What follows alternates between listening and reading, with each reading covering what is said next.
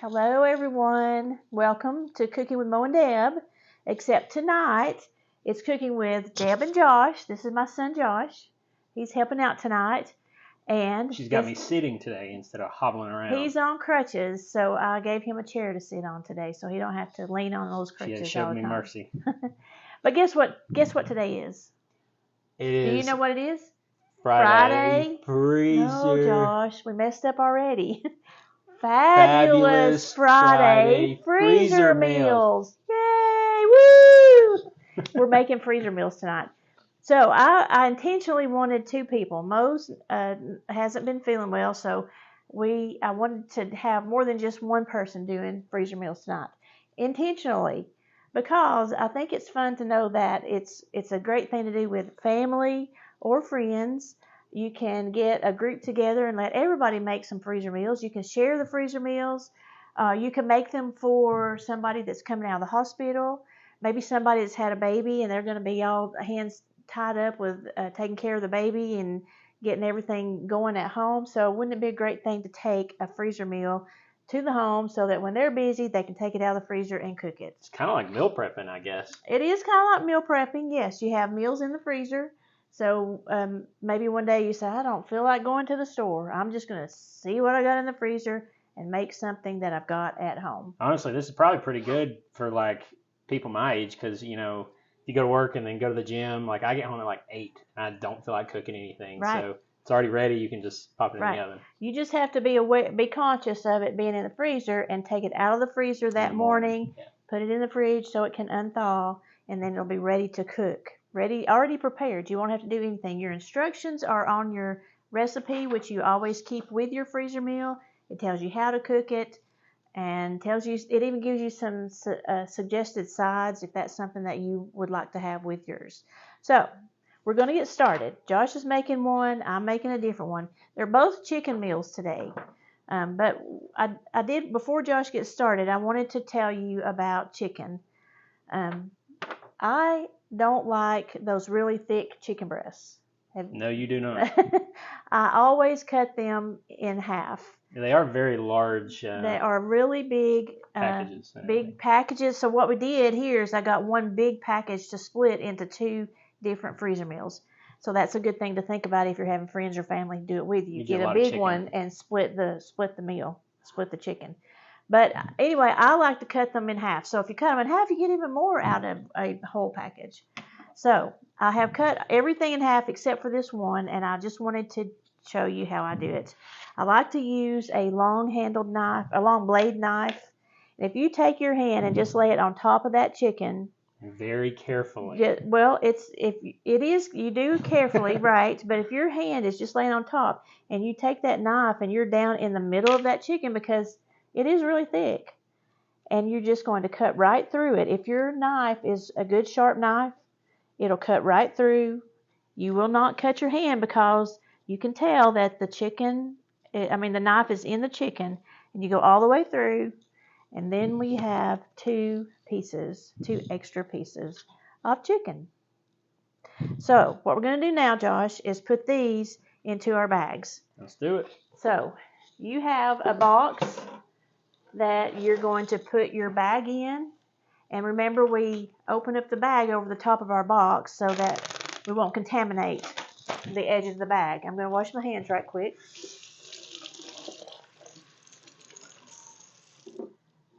Josh has a box to put his in. I have our handy little freezer meal baggie. I'm going to move your bowl for a second. Thought it was tongs. Well, it kind of looks like tongs, you're right. And the way you use these is just take your bag. We'll be through with this. And open it up. And you just slide the edges in like this. And the other side on the other one. And there your bag is being held open.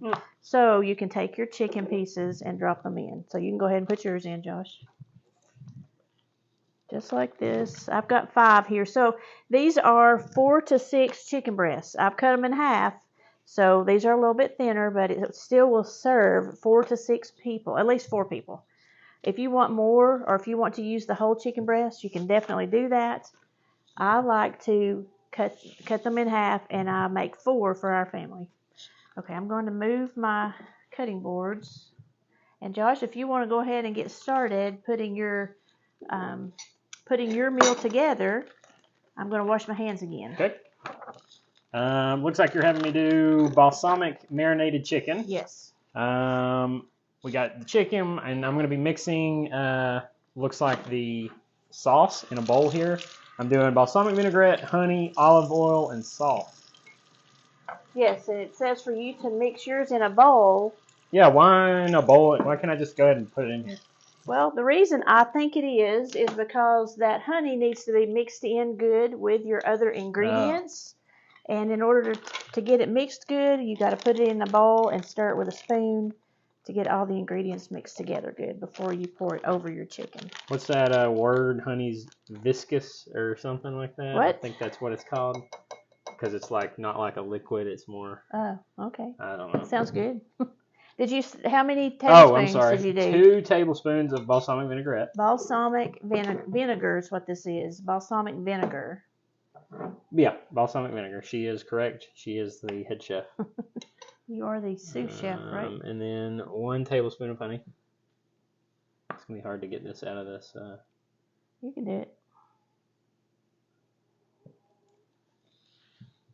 You can try using that other spoon too if you want to. 1 tablespoon of honey.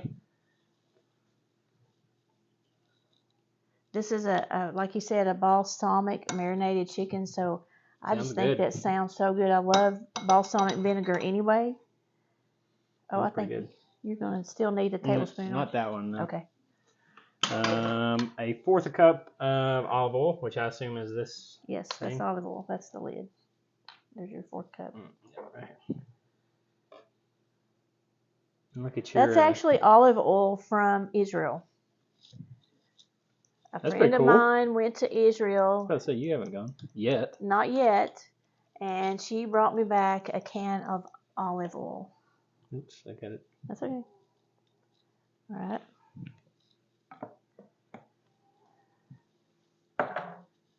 You want that? You need it? I'll take it. Okay. And then 1 teaspoon of salt. Sounds like a lot of salt, don't it? Looks like a lot. Yeah. That's what it says. Just like cheese, we like our salt too. Yes, that's true. Never too much salt. Well, it can be too much salt. And then you mix her up here in a bowl.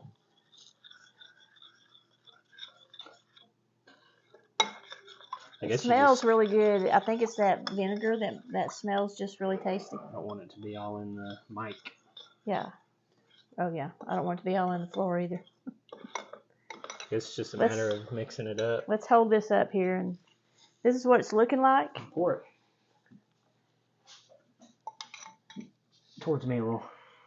There you go. Right there. Yeah. It looks just like the sauce from like Olive Garden or Carrabba's or something like that. Yeah. So we're just going to pour that over the chicken. Yeah, and the honey's like all dissolved up. It's kind of liquidy now, so. It did. It made the honey kind of liquidy in there. And then remember you seal the bag and get as much air out of the bag as you can. Oh, this isn't the first freezer meal you've shown them how to do? No, this is like the 4th you said one, I think. Friday, so. Yeah. Fabulous Friday freezer meals. Go ahead and seal it. Yeah. Just kind of. And if you don't seal it good, you're going to lose everything on the counter. So make sure it's sealed good. And I am using Ziploc bags. I feel like Ziplocs are really good, strong, and sturdy, and that's why I like to use Ziplocs. You just mix her up. Just mix her up like that. Make sure that chicken is all in the marinade, sauce, really good. Remember that I suggest that you try to use your meals up within 3 months. So you're going to write on either on your bag or on your recipe the date that you've made your freezer meal so that you won't leave it in the freezer for too long. So the benefit of doing this is if the apocalypse happens, doomsday, you're already prepped for your food. So. That's true. We would already be prepped. You're going to need another bag. And then I believe we fold this up and put it in a smaller bag, right? I do, but before you do, why don't you read right here how to make your chicken? What do you got to do? So after you take it out of the freezer and let it thaw in the refrigerator, you remove the chicken from the marinade and discard the marinade in the bag. Grill the chicken for about 10 minutes per side or until done.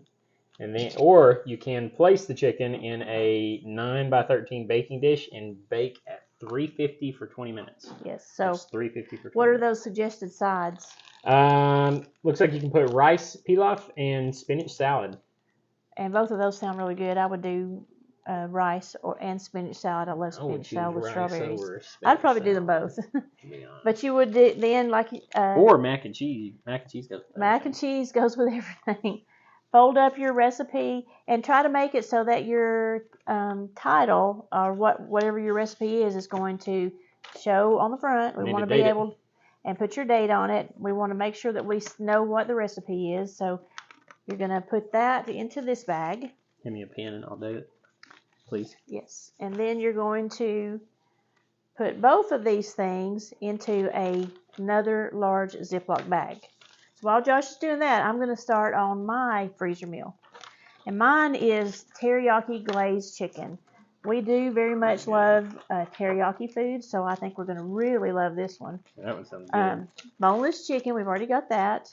1/2 cup of Lawry's. It says Lawry's sweet teriyaki sauce. I didn't get Lawry's. I have Sweet Baby Ray's teriyaki sauce. Can't go wrong with Baby Ray. I think it's pretty good stuff. So I'm going to do 1/2 cup of sauce. There's your other bag. Whoa. No. I thought you said to put you meant to put it in there. Yeah. So what you need to do now is take that out, put it into another bag. This is why I'm not on the show every week. We're not perfect. None of us are. So, it's a clean bag. You need to wash your hands? No, I'm okay. Okay. Put that into there. Close it up without the air again. Maybe I'm not a sous chef. I think even sous chefs make a mistake every now and then. Okay. We got our teriyaki sauce into the bag. And then we're going to put 1/4 cup of orange juice into the bag.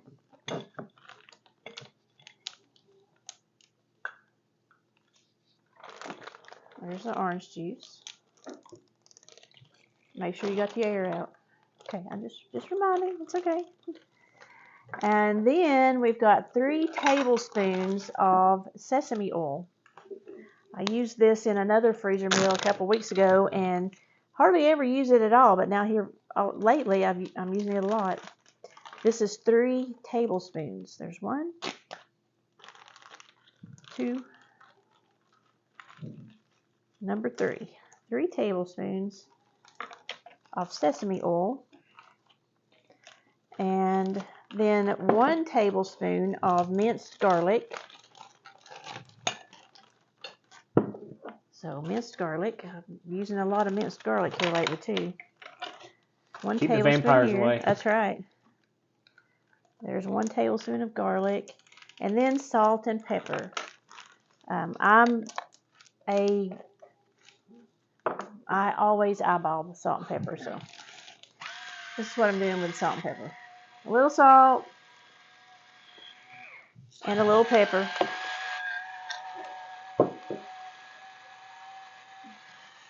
I feel like I'll probably do that again whenever I cook it, so I'm not too worried about getting that one exact. So now I'm going to do as Josh did. I want to seal it up with getting as much air as possible out. And then I'm going to knead it together and make sure my chicken is completely covered with sauce. I think that when I cook this, I'm going to add some pineapple to this, and maybe even some broccoli. What are the suggested sides? Rice and stir-fried vegetables. I'll probably put broccoli with this. Don't you think? Rice and broccoli and maybe a little pineapple in there. Yeah, I like the idea of a grilled pineapple. I think that'd be good. Yes, I agree. Definitely. So this is, now after I've done this, I'm going to let Josh write the date on there for me. And I'm going to get us another bag. He's going to fold it and put it into another bag for me. A smaller bag. This one is a quart size. Or if you have sandwich bags, those work too for this. And we'll put both of these into another Ziploc bag. Yeah, not put the one. Don't put your recipe down with your It's in a bag. dish. It's in a bag. So here's the chicken, the balsamic marinated chicken, the one that Josh made. I might even let him take it home with him and keep it in his freezer. There's that one.